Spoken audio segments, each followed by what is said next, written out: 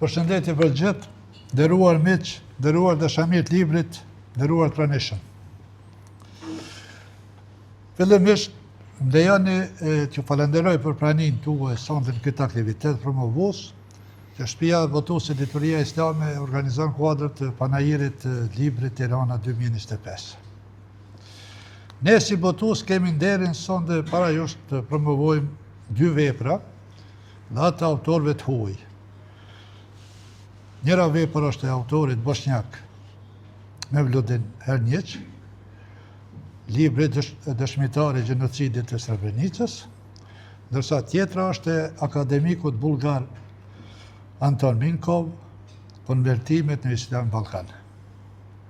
Shtëpia Votuese Editoria Islame gjatë këtij viti ka nxjerrë në qarkullim 20 tituj të ri, mirë po për shkak të rëndësisë dhe peshës së këtyre 2 veprave, kemi vendosur që para jush, në festën e librit, siç janë panajiret, të promovojmë dhe të shijojmë së bashku. Libri i Imam Mevludin Hernićit rrjedh nga një rrëfim autentik i një mbijetori të gjenocidit në Srebrenicë. Ai përshkruan tragjedinë që ndodhi korrekt të vitit 95, kur qyteti i shpallur zonë e sigurisë dhe i rrethuar nga forcat ndërkombëtare u pushtuar nga forcat serbe.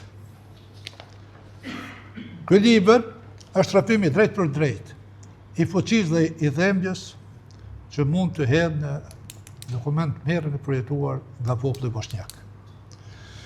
Ndërkaq, vepra tjetër e akademikut bullgar Anton Minkov analizon proceset historike, sociale dhe kulturore që quan në konvertimin e popullsive ballkanike në Islam gjatë periudhës osmane.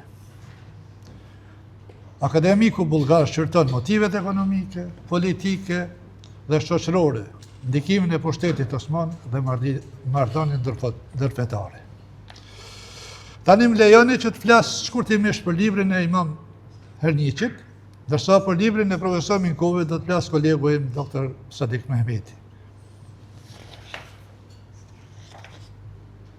Libri i imamit nderuar Mevludin Hernić, që i kushtohet tragjedisë gjenocidit në Srebrenicë, formën më të mirë është zëri i mbijetuarve, burrave dhe djemve musliman bosnjak, të vrarë mizërisht nga forcat serbe në korrekt të vitit 1995. Atë kohë në Srebrenicë u synua të zhduket një popull për shkak të identitetit dhe fesë së tij. Në Srebrenicë ndodhi gjenocidi dhe kështu shpallme të drejtë edhe nga gjykata ndërkombëtare e drejtësisë. Lejoni të citoj autorin: të shkosh në Potoçari, të heshtësh, të shikosh barsinë e nishaneve dhe të lësh heshtjen që të shpjegoj leksionin nga historia, për të gjithë zhurmën po flasin, shprehet autori në libër.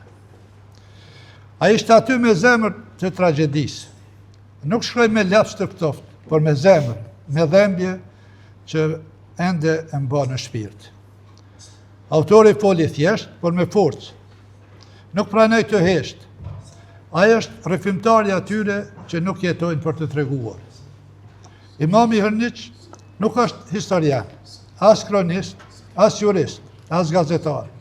Ai nuk e shkroi si profesionalist i fjalës apo i analizës, por si dëshimtar i mbijetuar, i ndershëm dhe i guximshëm. Ky libër është një brit nga thellësia e shpirtit të një mbijetuarit. Është një amanet i dhimbjes dhe qëndresës. Nuk është autobiografi, është një thirrje për reflektim, për veprim moral dhe për rujtjen e kujtesës historike. Libri ndjek një strukturë kronologjike të ndërtuar rreth jetës personale të autorit me historinë e përgjithshme të Bosnjës. Çdo kapitull bëhet peshë e një kohë caktuar, nga fëmijëria e qetë deri te ferri i Srebrenicës dhe rruga e dhimbjes përmes humbjes së babait dhe 3 vëllezërve. Libri është një dokument i gjallë, i traumës kolektive dhe një testament i qëndresës shpirtërore që te i kalon kufit e Bosnës dhe të popullit bosnjak dhe që jehon fuqishëm edhe ndër ata që mësuan ngjajshëm. Rëndësia e botimit të këtij libri në gjuhën shqipe.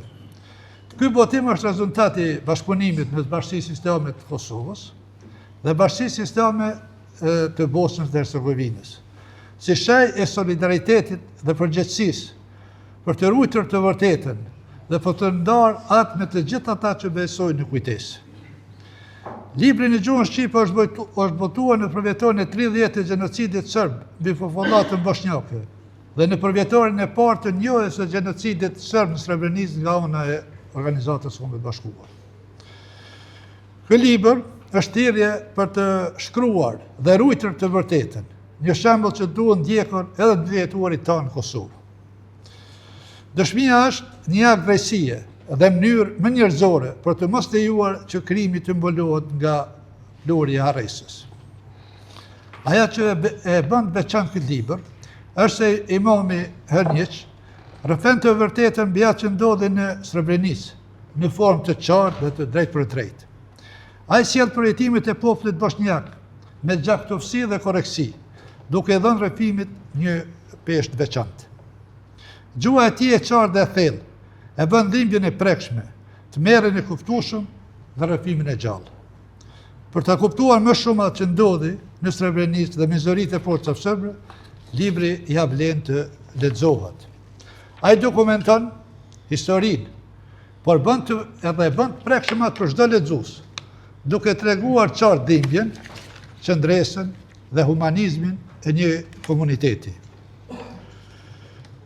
Krejt në fund mesazhi që jep libri është historia që të mos përsëritet nuk duhet të harrohet. Këtë pjesë ju falenderoj për vëmendje.